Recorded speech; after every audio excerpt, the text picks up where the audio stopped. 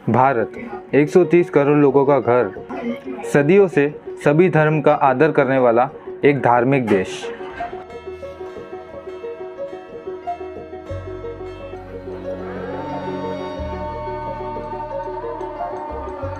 ये दुनिया के सबसे पुराने धर्म हिंदू धर्म का जन्म स्थान है। विद्वानों का मानना है कि हिंदू धर्म का उल्लेख उन प्राचीन ग्रंथों में है जिन्हें लगभग 4000 साल पहले लिखा गया है। तो इस इंडिपेंडेंस के दिन हम आपको ऐसे टॉपिक बताने वाले हैं जो सबसे यूनिक है। बसंत में एक त्यौहार शुरू होता है जो लगभग सभी धर्म मानने वाले भारतीयों को जोड़े रखता है। भारत का उत्तरी राज्य नंदगांव। रंग बिरंगी पगड़ियों वाले कुछ मर्द आगे बढ़ते हैं। पास के चौराहे पर औरतों की भीड़ इनका इंतज़ार करती है, और वो भी खाली हाथ नहीं, एक एक लाठी के साथ। मर्दों के पहुंचने के बाद उन पर बरसती है लाठियाँ। लाठियों से पिटाई करने का ये सिलसिला नंदगांव में चलने वाले एक जश्न का हिस्सा है, और ये दर्शाता है कि होली का त्यौहार शुरू हो गया। नंदगांव नाम के एक उत्तरी शहर में पुरानी रीत निभाई जाती है, लठमार होली। इस रीत का संबंध है एक प्रसिद्ध हिंदू कथा से, राधा और भगवान कृष्ण की वो प्रेम कहानी जो सभी ने सुनी है। माना जाता है कि श्री कृष्ण की त्वचा नीली थी। कहानी के अनुसार कृष्ण और उनके कुछ मित्र राधा के गांव पहुंचे। कृष्ण ने राधा की त्वचा के रंग को बदलने की कोशिश में उन पर रंग डाल दिया। राधा कहाँ चुप बैठने वाली थी। उन्होंने अपनी कुछ सहेलियों के साथ मिलकर श्री कृष्ण को लाठियां मारकर गांव से बाहर भगा दिया। नंदगांव में ही भगवान कृष्ण का बचपन बीता था, और आज भी यहाँ के लोग इस रीत को हर साल निभाकर उस अमर प्रेम कहानी को याद करते हैं। नंदगांव पर रंग की चादर बिछ जाती है। लोग एक दूसरे को जी भर के रंग लगाते हैं और इस पुरानी परंपरा को खुशी से नाच के झूम के बिताते हैं। रंगों की ये चादर लोगों के बीच के हर फर्क को एक रंग में ढाक लेती है। होली वाले त्यौहार के दौरान इस तरह के दृश्य पूरे देश में देखने को मिलते हैं।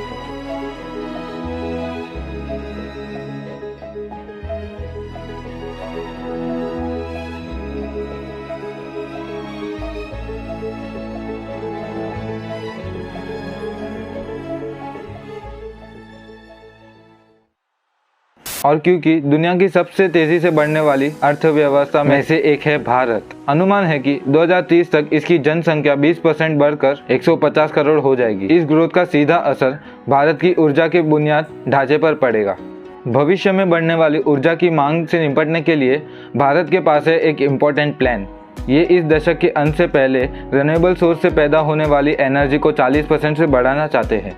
सदर्न स्टेट तमिलनाडु के कामुठी में हर रोज औसतन 7 घंटे सूरज की किरणें पड़ती रहती हैं, और इसलिए ये सबसे सही जगह थी ये सोलर फार्म बनाने के लिए।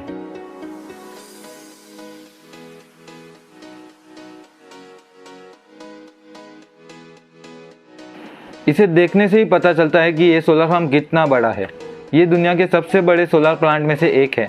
25 लाख सोलर पैनल मिलकर 648 मेगावाट ग्रीन एनर्जी पैदा करते हैं, और इससे लगभग 1.5 लाख घरों को पावर सप्लाई की जा सकती है। ये ज़रूरी है कि मांग को पूरा करने के लिए ये सोलर फार्म अपनी अधिकतम कुशलता से काम करे, और इसके लिए ज़रूरी है कि सूरज की किरणें और सोलर पैनल्स की फोटोवोल्टेइक सेल्स के बीच कोई चीज़ ना आए। इसलिए वहाँ के इंजीनियर ने 20 ग्रास कटर की टीम बनाई है।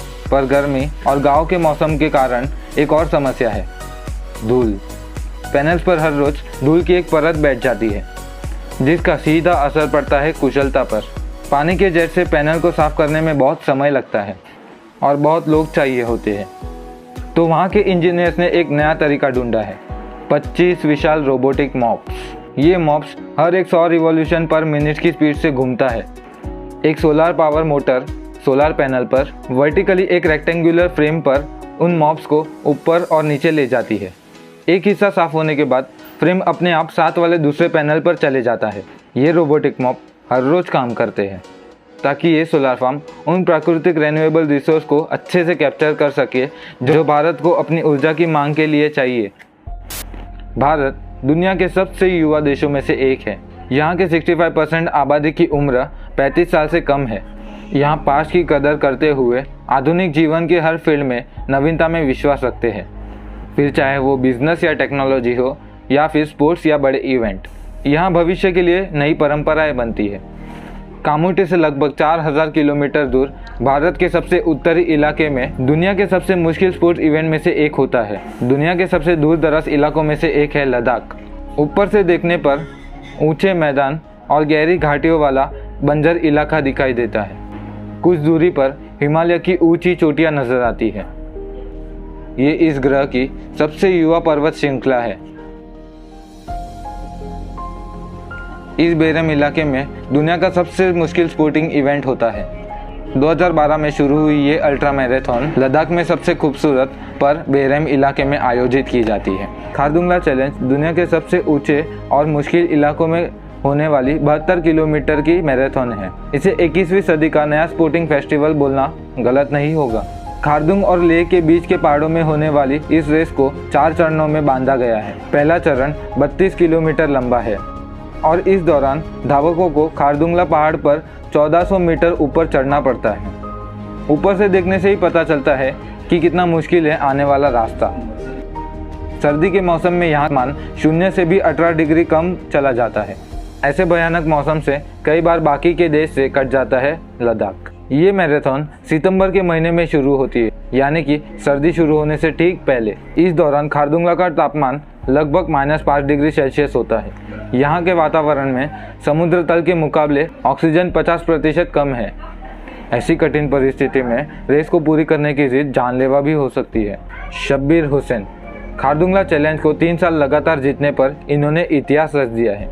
इस रेस में दुनिया भर से आए कॉम्पिटिटर हिस्सा लेते हैं। दुनिया की सबसे ऊंची अल्ट्रा मैराथन को पूरी करना अपने आप में ही एक बड़ी उपलब्धि है।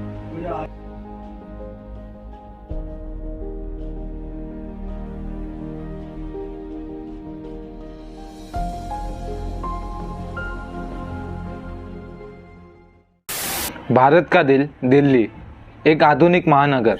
इसका इतिहास 2000 साल से भी पुराना है। एक शहर जिससे नष्ट होने के बाद 9 बार फिर से बनाया गया है और जो 100 साल से भी ज़्यादा से है भारत की राजधानी। हर साल 26 जनवरी को दिल्ली के बीच में भारत की परंपराओं और उपलब्धियों को उजागर करने वाला एक कार्यक्रम आयोजित होता है। ये है गणतंत्र दिवस की परेड।